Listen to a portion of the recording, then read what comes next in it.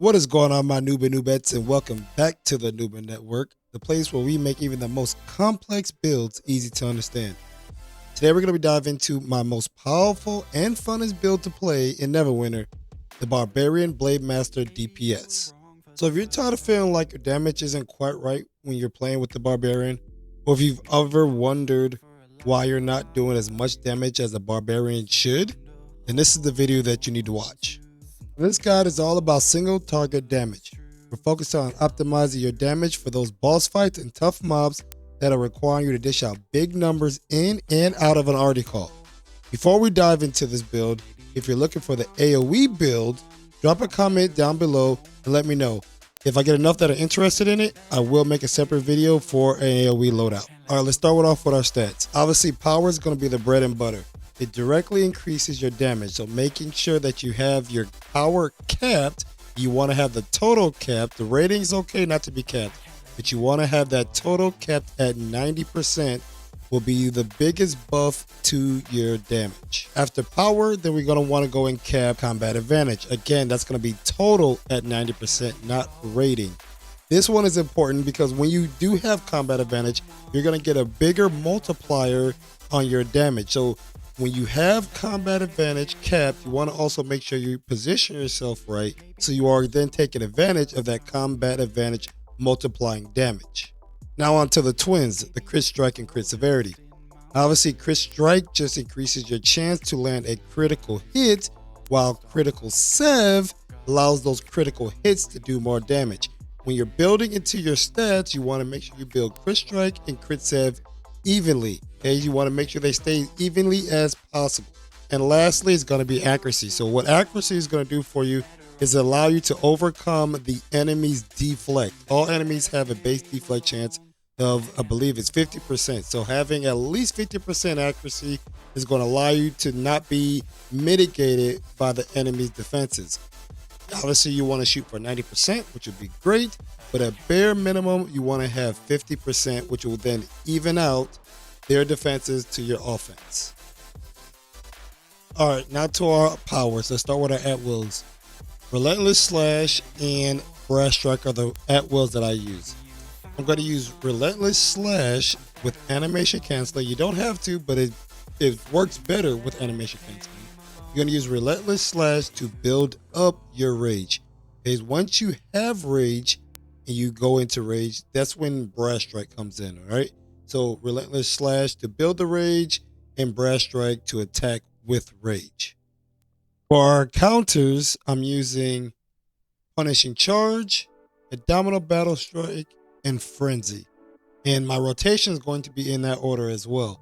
So you're going to go with Punishing Charge, which then you're going to pair that with Trample of the Falling, which whenever you hit an enemy with an encounter or daily power with a control effect, the target takes 5% more damage and I deal 5% more damage. And Punishing Charge has a stun effect. So there's a control effect for Punishing Charge, which then for 10 seconds afterwards, we're going to deal 5% more damage and the enemy's going to take 5% more damage. We're then going to pop IBS, Abdominal Battle Strike, right behind Punishing Charge, and then that's going to be paired with the Abdominal Rage Feat, which Abdominal Battle Strike magnitude is increased to 1200 when you're at maximum rage. Okay, so if you're doing this in an optimal way, you will never be probably fully at rage unless you're timing for that, but you'll be somewhere above 50%, maybe in the ballpark of like 70-80%. Now that will still put Abdominal Battle Strike at around 900 to about 1100 magnitude damage, so that's still very good.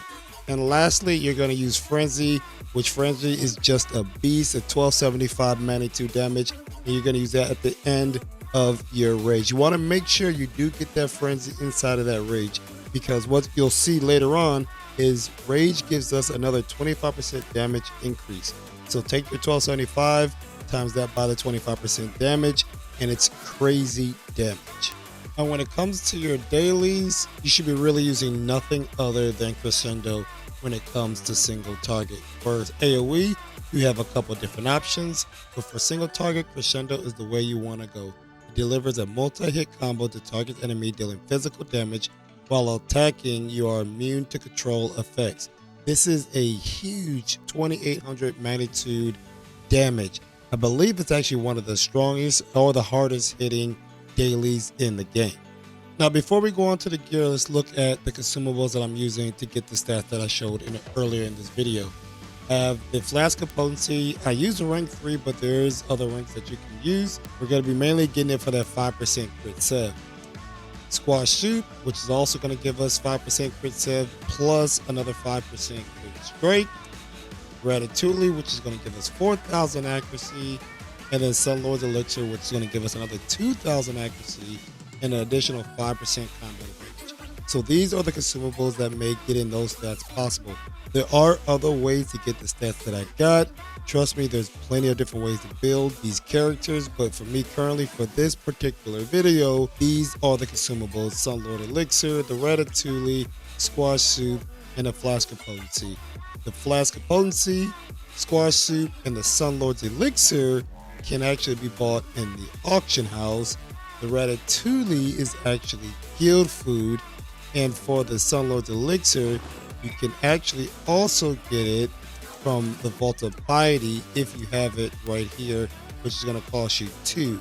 So this is what my character looks like when all those consumables have been consumed: the Flask of Potency, the Squash Soup, the Ratatouille, and the Sunlord's Elixir. Sitting at 72% power, might as well call it 73, 63% accuracy, 71.2 combat advantage, 74.7 crit strike, and 89.9 crit sev, which in combat that crit sev goes to 90. I don't know why, but it does, but it's 90% as you saw from the little stat cutout earlier in the video. Okay, onto our gear. Let's go over this pretty quick here. For our helm, we're using the Enchanted Deathforge helmet, which is giving us 1% combat advantage every 5 seconds for 10 stacks. Now, we are not building to get all 10 stacks. That would take a whole minute in combat. We're really using this for about maybe 4 to 5%, right? So that's about 20 to 25 seconds or so in combat, which is a decent amount of time. It's not too long and it's not too short. For our chest piece, we're also using the Enchanted Deathforge, which these two pieces come from out now. This chest piece is going to give us 1.5% accuracy as well as 1.5% combat advantage for 15 seconds for a max stack of 5, which then gives us 7.5% accuracy and 7.5% combat advantage anytime we deal 10% more damage than our maximum hit points, which is super easy with the Barbarian. All of our encounters deal more than 10% damage, as well as even our at wills, especially if we're doing it from rage, will do more than 10% than our maximum hit points. So this is pretty much 100% uptime. Now again, this is a single target build, so for here, we're running the Ultraviolet Elven Bracers, which comes from MDM. When in combat with only one enemy, your crit strike is increased by 1.5% every 2 seconds. This is going to give us a max stat of 7.5 at 5 stacks. Right, so this ramps up extremely quick when you're in a boss fight, right? Single target. For our weapons, we're using a Solarium set, which deals up to 5.5% additional damage based on the difference of hit points between the player and the target. So this is something that you can't benefit from initially in the fight, but as the fight goes on, you start to get this bonus, you start to do more damage. Additionally, on top of the 5.5% as a DPS, we also get a plus 3% damage boost. So this is all around a good weapon set. For our boots, we're running the Radiant Elven Greaves. Now we're running it for the plus 5% crit strike, which is in non-wild space. If you're in wild space, you get another 2% on top of that. So that's just a nice good chunk of crit strike right there. For our artifact set, we're using a Mastercraft, the Shroom Wood specifically for the physical damage that we get from it. We do get the plus 6 strength right there. But with this set, we get 2.5% accuracy and 5% recharge for 5 seconds, stacking up to 3 times anytime we're using a counter power. So this just allows our encounters to come back off cooldown quite a bit faster, which is being 7.5% accuracy and then 15% recharge speed. For our first ring, we're running the Platinum Abyssal Loop. This is giving us an additional 5% accuracy and 3% AP gain. For our second ring, we're running a Sapphire Abyssal Loop, which is just allowing our counter powers to do 5% more damage. Now, when you pair the two rings together, they have a set bonus where your powers gain 2.5% more base damage when you are within 25 feet or closer to your target. We're a melee character, we're a barbarian, we're a Blademaster. We're always in that 25-foot range, so we're definitely going to be getting that 2.5% boost in damage. Now for our shirt, we're running the Ember Stitch shirt. Now this shirt does very little for this build currently, but there's other shirts you can wear depending on what you need it for. Right now, the shirt I'm using is for the stat. When I pair the shirt with the pants, I do get 2% accuracy. So that is the reason why I'm wearing this particular shirt. But when I'm in Hope now and I'm doing the Lair of the Mad Dragon, I do then get a 2% damage boost to fire-themed maps, which that dungeon is a fire-themed map. And lastly, for the gear, I'm running the Ember Stitch pants, which is when my stamina is over 75%. My crit strike is increased by 5%. Now, this is something that you're gonna have to work on to pay attention to, because if you are animation canceling, you then will use your stamina. If you're just spamming it and you're not in control, you'll burn through your stamina, you'll lose this 5% crit strike. As well as a barbarian, avoiding AoEs on the ground, then you're probably using stamina to run out of it, which then again, if you burn up your stamina lower than 75%, then you lose this crit strike as well. For our main artifact, we're using a Portobello Spelljammer, which this just gives us another 10% damage to the enemy, or the enemy I should say takes 10% more damage from all attacks. We also have Wand of Domination, which we're currently right now using for the stats, but if we need to change our artifacts up because we're in a group and somebody else is running the Portobello, we have this one, which does 7.5% damage as well. Not the best, but it's not the worst. We also have the Beacon of Meteor Swarm, same thing, we're running it for the stats, but if we need to change things up, this one, however, does do 10%. And last but not least is the Artillery Beacon, which again, mainly for the stats, but this also does have a debuff on it as well. This one is 5% as well. It's one that you actually have to target the enemy and place it on the ground. So this is a more harder artifact to use, but it is an artifact that you can use nonetheless. For our enchantments, in our first offensive slot, we have a Opal, which is giving us 1485 power and 1485 crit strike. And then for the next three offensive slots, we're running Jade for that 2700 crit strike. In our utility, we're running Garnet just for the 2700 forte. And in our defense, we're running all four Garnets for 2700 defense. For our first overload, there's a couple different options you can use here. Currently, right now, I'm running the Rage of Flames for the 5% total damage, but you can run things like Dragon Slayer, Demon Slayer, Spider Slayer, whatever the zone may call for. A must-have, though, however, unless you build differently, for the second overload slot, you're going to be running Devil's Precision. Devil's Precision is going to give you +5 crit strike and +5 accuracy. For our combat enchantment, we're running the Lightning Flash, which is going to give us accuracy and crit strike 3 stacks for 3.6. That's going to be totaling 10.8. So that's going to be 10.8 accuracy and 10.8 crit strike. And then for our bonus enchantment, we're running the action point gain, which is giving us 6% action points. For our companions, you're usually going to use an active or a striking companion. Right now, I'm using Flapjack to help me get those 5% stats that you would normally get from like your healer or your tank. For the companion gear, I'm running the Molten Talisman of the Companion, a 1650 combat advantage and 1650 crit strike. I'm running those three. Obviously, I'm running the Celestial Companion enhancement that's giving us 180% companion damage.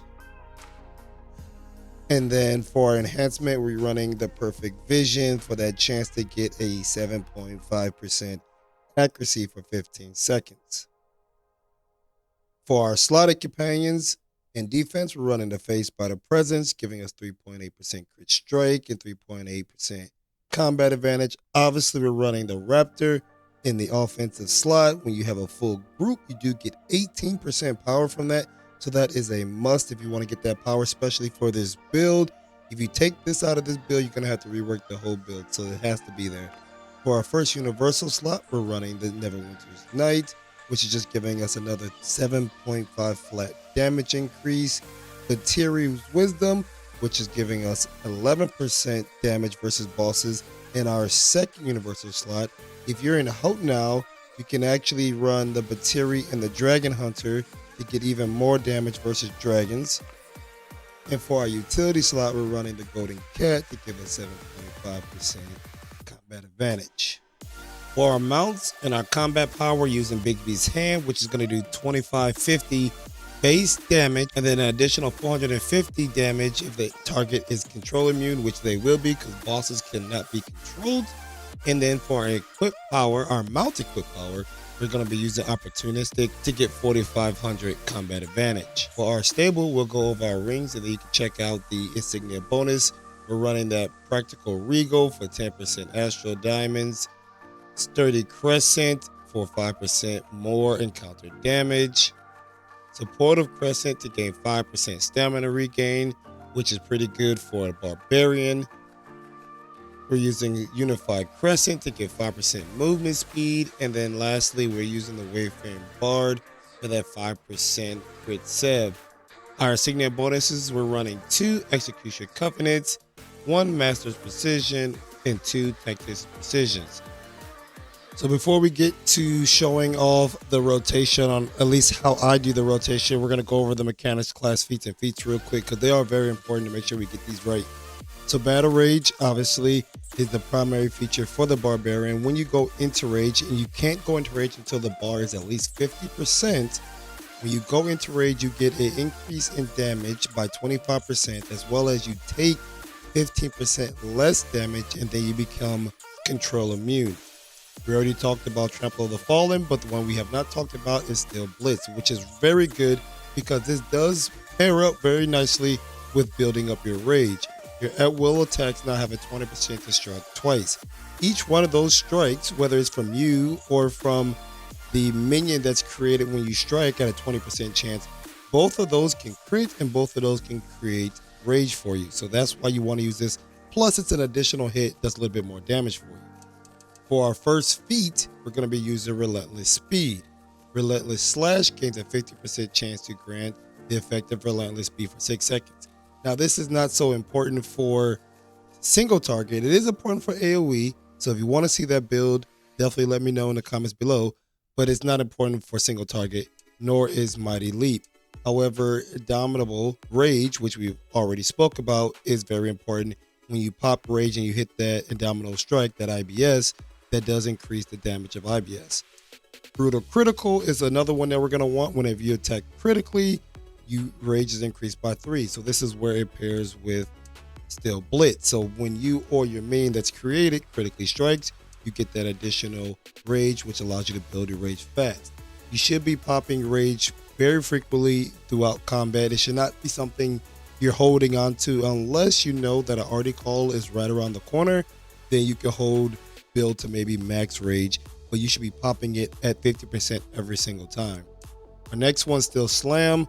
This again is not so important for your single target. It is very important for your AoE side, which I do have slotted Avalanche of Steel. And then lastly, which is the bread and butter, which ties this whole build together, is Escalated Rage. Whenever you deal critical damage, gain a stack of Escalated Rage. When you reach 5 stacks of Escalated Rage, you gain the effect of Rampage for 20 seconds. Rampage extends the duration of Battle Rage by 8 seconds and increases your damage by a bonus of 25%. So when we looked at Rage up here, that shows the 25%. It's not a double 25%. It's not 50%.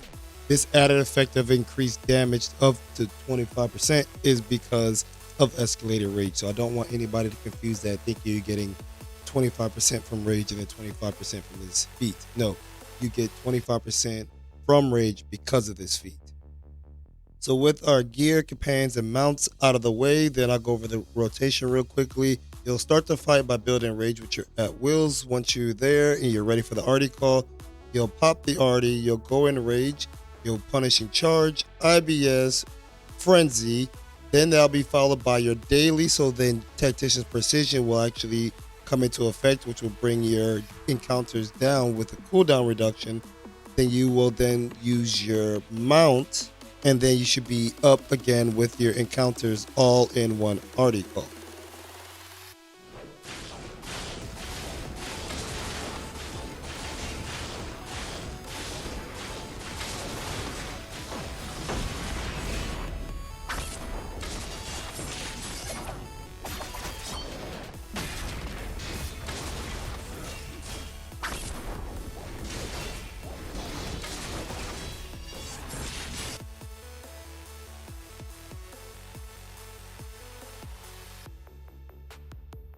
If you missed the last episode in this series, you can catch up right here in the top left. Check out the playlist in the bottom left for all the videos in this series. My latest adventure is in the top right. I had a lot of fun recording it, and I think you might like it too. And YouTube has handpicked a video for you in the bottom right. I'm curious to know what it is, so check it out and let me know if they chose wisely. If you like this video, please give it a thumbs up and subscribe. Thank you for tuning in to the Newbin Network. I'm Newbin Hard, and I'll see you in the next one.